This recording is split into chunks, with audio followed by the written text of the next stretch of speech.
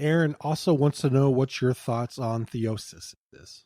Theosis, yeah, I would refer to, listeners to, and maybe even Aaron here, to the podcast episode we did on, even the recent one. We got into this with the relationship of Genesis 15 with the stars. Again, David Burnett's previous podcast about the way Paul works with Genesis 15 about the seed of Abraham being as the stars in the sky.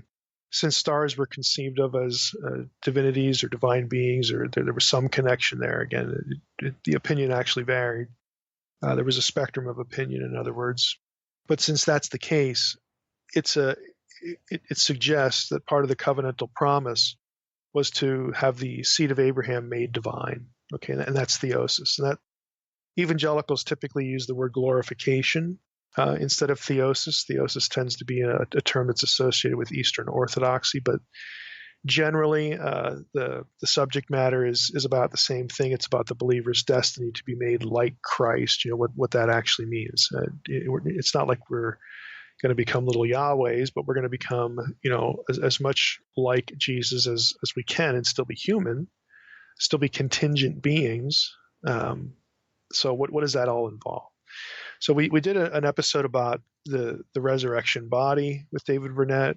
There was a 5 or 6, might have been 6-part series on my blog where David basically condensed his thesis material into a series of blog posts for the Naked Bible blog, and it's specifically about theosis, about the deification traditions. So I would invite Aaron to read that as well. But generally, the theosis is a biblical idea, being made, divine. We're already, according to Peter, partakers of the divine nature.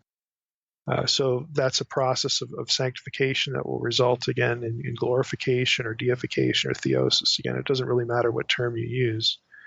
So it's a biblical idea, and I think the discussion of it needs to be biblically rooted as opposed to being rooted in other texts. But it's certainly true that other texts help us to understand the concepts and some of the biblical language in a pretty transparent way.